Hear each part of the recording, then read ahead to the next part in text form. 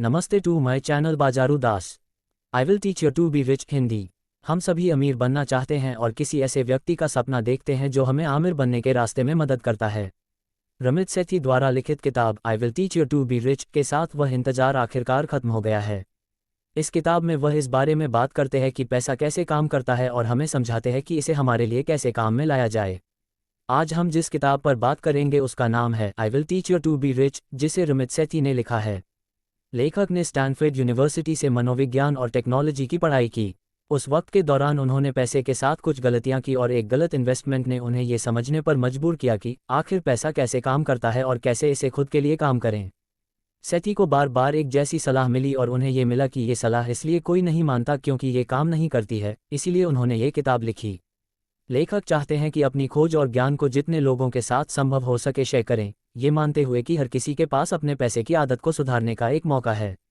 उनकी किताब तुरंत बेस्ट सेलर बन गई, जिसमें 20,000 से ज़्यादा सक्सेस स्टोरीज का दावा है। I will teach you to be rich किताब आपकी मदद करती है ये पहचानने में कि आपका पैसा कहाँ जा रहा है और कैसे इसे अपने लिए काम करवाया जाए। ये 6 हफ्ते का प्रोग्राम आपको बताता है कि कैसे एक सिस्टम बनाया जाए जो आपके बिल पेमेंट्स, सेविंग्स और इन्वेस्टमेंट्स को सुधारे, ताकि आपका पैसा हर महीने 1 घंटे से कम वक्त की मेंटेनेंस में सभी सही जगह पर जाए।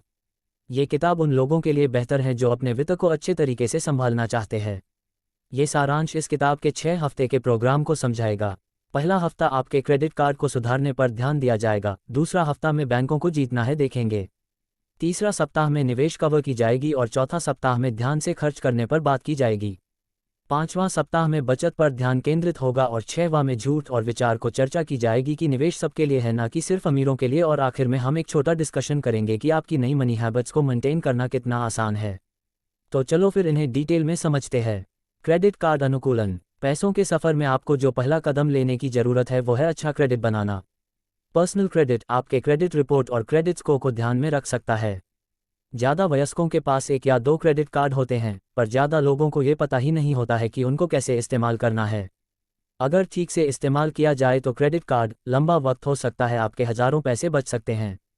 क्रेडिट रिपोर्ट आपका क्रेडिट इतिहास, कोई वर्तमान और हाल के लेन देन या आपका कोई खाता जो आपके पास हो उसकी जानकारी होती है।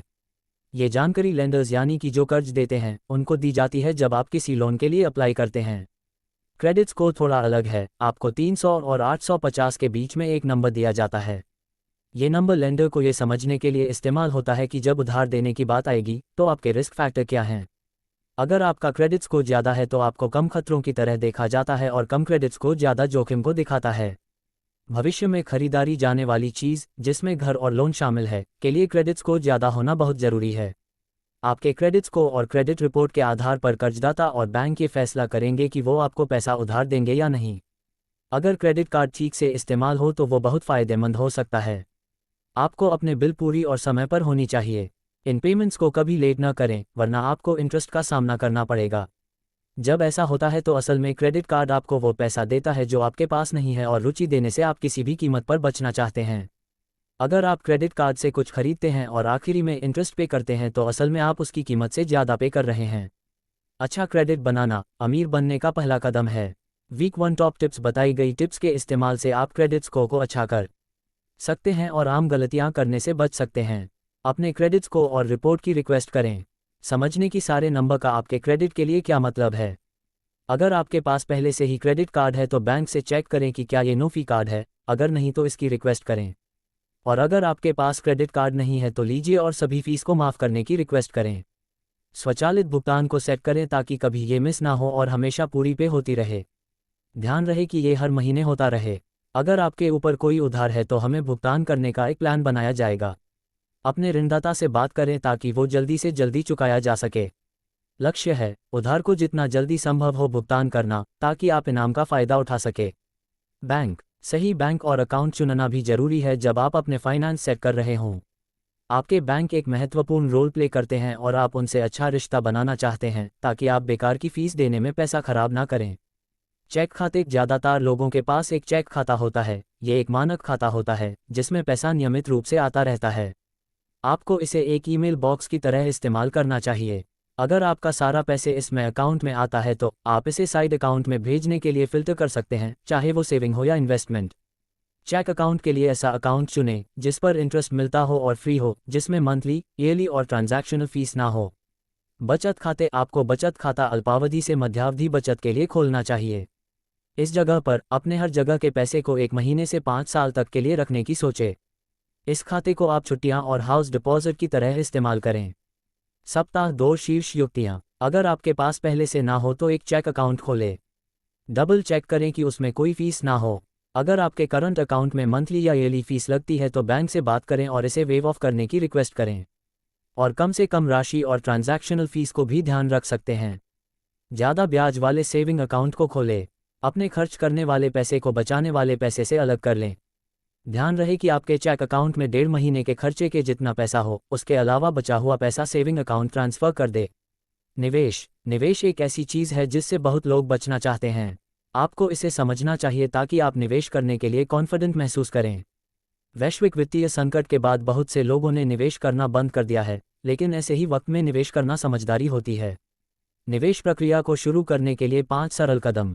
1. उस इन्वेस्टमेंट से बेहतर कुछ नहीं हो सकता है जहां आपको 100% रिटर्न मिलता है और ये हर पे चेक पर होता है। इसे अपनी तरफ से लगभग कुछ भी नहीं होता है सिवाय सिर्फ शुरुआत सेटअप के। अपना क्रेडिट कार्ड कर्ज चुकाएं। एक बार ये हो जाए, आपके पास निवेश करने के लिए ज़्यादा पैसा होगा। इसको पे करने का प्लान बनाने के लिए वक्त ले। आपको एक अलग इंडिविजुअल रिटायरमेंट अकाउंट या इन्वेस्टमेंट्स फंड भी खोलना चाहिए। लक्ष्य है आपका टैक्स के बाद की आय जितना हो सके योगदान देना। अगर कोई पैसा बचाता है तो इसे अपने बचत खाते में डाल सकते हैं। जब ये 4 स्टेप पूरे हो जाए तो आपके पास कुछ पैसा होगा जिसका आप इस्तेमाल कर सकते हैं। एक नॉन रिटायरमेंट फंड के बारे में सोचें जिसमें आपका बिजनेस शुरू करने के लिए पैसा हो। सचेत खर्च, ये एक ऐसी सलाह है जो आप अक्सर सुनते होंगे, जो है बजट बनाना। हालांकि ये करने से कहना आसान है। किसी के पास हर एक पैसे का हिसाब रखने का वक्त नहीं है। इसे आपको ध्यान से खर्च करना चाहिए। ध्यान से खर्च करना आसान है। जब पैसा आए तो आपकी प्राथमिकता होनी चाहिए अपनी सेविंग और इन्वेस्टमेंट्स अकाउंट पर ध्यान देने की। जब ये हो जाए तो आप बचे हुए पैसे के बारे में बिना अपराध बोध के खर्च करने के बारे में सोच सकते हैं। पैसे को हैंडल करने का सबसे अच्छा तरीका है ये फैसला करना है कि आप अपना पैसा कहाँ खर्च करना चाहते हैं। आपको एक मितव्ययी तरीका अपनाना चाहिए, ना कि एक सस्ता तरीका। मितव्ययिता को हर चीज़ पसंद किया जाता है क्योंकि आप अपने ज़्यादा से ज़्यादा खरीदारी पर पैसा बचा सकते हैं और आप कुछ जगह पर ज़्यादा पैसा खर्च कर सकते हैं। अपनी प्राथमिकताओं को पहचानें। अगर आप हर हफ्ते फिल्म जाना चाहते हैं तो कोशिश करें कि हर बार कोक और पॉपकॉर्न ना खरीदें। ये फैसला आप पर है कि कहाँ आप बलिदान करना चाहते हैं, कहाँ नहीं। सप्ताह 4 शीर्ष युक्तियाँ। जब आपको अगला पेचेक मिले तो अपने खर्चों को कम करें और पता लगाएं कहाँ सबसे ज़्यादा खर्च होता है। अपनी इनकम को fixed cost, long term investment, saving goals और गिल्ट फ्री खर्च के बारे में बात कर सकते हैं।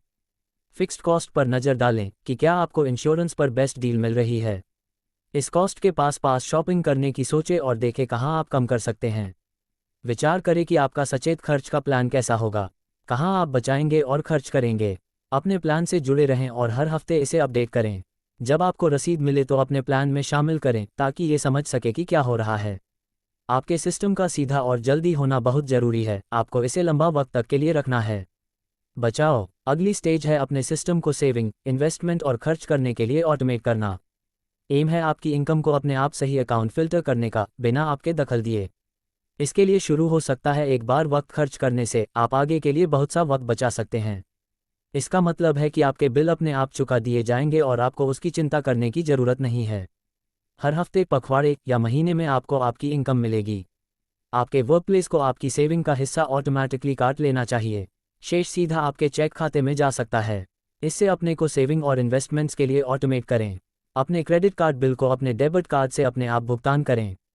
इसमें आपकी सारी फिक्स कॉस्ट जैसे कि यूटिलिटीज़, इंटरनेट वगैरह कवर होते हैं। जो भी बचे उसे बिना अपराध बोध के खर्च किया जा सकता है। सप्ताह 5 शीर्ष युक्तियाँ। आपको अपने सभी खातों को लिंक करना चाहिए। आपकी सारी लॉगिन जानकारी एक जगह होनी चाहिए। चेतावनी, आप अलग अलग लॉगिन और यूज़र नेम के लिए समय बर्बाद करेंगे। अपने स्वचालित धन प्रवाह के लिए समय खर्च करें। एक बार जब सारे अकाउंट लिंक होंगे तो ये आसान होगा। हर एक अकाउंट के लिए इंडिविजुअल ऑटोमेटिक पेमेंट सेटअप करें। वित्तीय विशेषज्ञता मिथ। बहुत से लोग फाइनेंस इंडस्ट्री, वित्तीय सलाहकार और फंड मैनेजर से घबराते हैं, जबकि ज़्यादा लोग अपना निवेश खुद करने के लायक होते हैं। आपको अपनी इन्वेस्टमेंट्स के लिए लोगों को भुगतान करने की ज़रूरत नहीं है। फंड मैनेजर जादूगर नहीं है और वो पता नहीं लगा सकते हैं कि बाजार क्या करने वाला है। फंड मैनेजर का 75% निवेश हो सकता है फेल होता है। म्यूचुअल फंड में अक्सर एक फीस चार्ज होती है जो बेकार की होती है और फंड मैनेजर को भुगतान होती है। इंडेक्स फंड कम फीस के साथ ज़्यादा अच्छे नतीजे दे सकते हैं।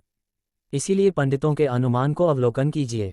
पिछले 1-2 सालों के फंड के परफॉर्मेंस को भी इग्नोर करें। शॉर्ट टर्म में एक फंड मैनेजर अच्छा परफॉर्म कर सकता है, पर ये लॉन्ग टर्म में कभी मार्केट को हरा नहीं सकते। ये फीस खर्च और मैथमेटिकल प्रोबेबिलिटी पर आधारित होता है जो स्टॉक्स चुनते वक्त सामने आते हैं। क्या इन्वेस्टमेंट सिर्फ अमीर लोगों के लिए है? हर कोई निवेश करने के लायक है, ये सिर्फ अमीरों के लिए नहीं है। एक सीधा और कम रखवाला वाला निवेश पोर्टफोलियो होना संभव है। जब इन्वेस्टमेंट्स की बात आती है तो आपको विविध होना चाहिए। आपको ना सिर्फ अलग स्टॉक्स खरीदने चाहिए, बल्कि अलग एसेट्स, स्टॉक्स और बॉन्ड्स के बारे में भी सोचना चाहिए। जब आप जवान होते हैं तब निवेश के लिए थोड़ा जोखिम लें। उस वक्त हो सकने वाले नुकसान से उत्थान आसान होता है। जैसे जैसे आप बड़े होते हैं, आप ज़्यादा रूढ़िवादी होते जाते हैं और कम जोखिम लेते हैं। आपको इन्वेस्टमेंट्स कहाँ करना चाहिए? इंडेक्स फंड एक अच्छा ऑप्शन है। ये म्यूचुअल फंड से कम मांगते हैं। हालांकि इसमें यह कमी है कि आपको कुछ अलग अलग फंड करना होगा में निवेश कर सकते हैं। इसमें म्यूचुअल फंड के मुकाबले आपका थोड़ा ज़्यादा समय और शोध करेंगे। मल्टीपल फंड्स का मतलब है आपको रेगुलर अपने फंड्स को रीबैलेंस करते रहना पड़ेगा, लगभग हर साल। ये एक मेहनत का काम है जिसमें आपको अपने पैसे को अलग अलग इन्वेस्टमेंट में अपनी टारगेट एसेट के लिए फिर से बांटना पड़ेगा। एक और लो कॉस्ट ऑप्शन है जो है लाइफ साइकिल फंड। ये आपकी उम्र को ध्यान रख सकते हैं और आपकी निवेश को स्वचालित रूप से विविध करते हैं। लाइफ साइकिल फंड असल में फंड ऑफ फंड होते हैं। उदाहरण के लिए एक life cycle fund large cap, mid cap, small cap और इंटरनेशनल फंड हो सकते हैं। दूसरे शब्द हो सकते हैं आपका लाइफ साइकिल बहुत से फंड खुद करता है जो स्टॉक और बॉन्ड खुद करते हैं। सप्ताह 6 शीर्ष युक्तियाँ। शुरू करने से पहले आपको अपना निवेश करने का तरीका तय करना जरूरी है। ध्यान रहे, लाइफ साइकिल फंड सिंपल होते हैं और आपको बहुत कम इनपुट देना होता है, पर आपका कंट्रोल कम होता है। वरना इंडेक्स फंड एक अच्छा ऑप्शन है अगर आप अपने पोर्टफोलियो को खुद डाइवर्सिफाइंग करने के लिए कॉन्फिडेंट है। अपनी इन्वेस्टमेंट्स को जांच करने में वक्त लगेगा। अच्छे से रिसर्च करें और समझें कि आप किस में निवेश कर रहे हैं। तय करने के बाद अपने चुने हुए फंड्स को खरीदें। अगर आपके पास अभी निवेश करने के लिए पैसा नहीं है तो अपने निवेश खाते के लिए एक बचत लक्ष्य बनाएं।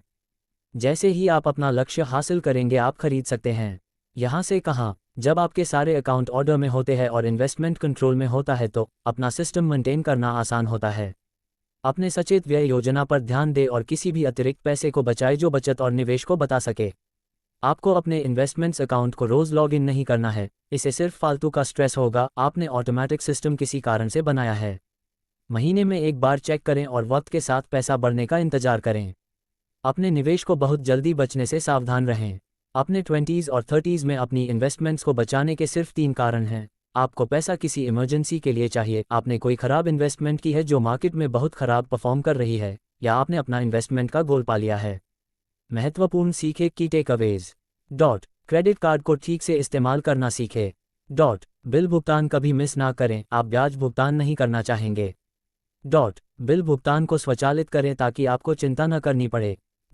अपने बैंक से नो फीस अकाउंट की रिक्वेस्ट करें।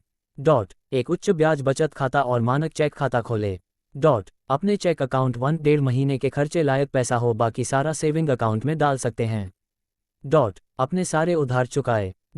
एक अलग सेवानिवृत्ति खाता या निवेश कोष भी खोले। शुरू करने से पहले अपना निवेश शैली चुनें। अच्छे से रिसर्च करें और समझें कि आप कहाँ निवेश कर रहे हैं। Don't forget to my channel Bajaru Das for more videos in future.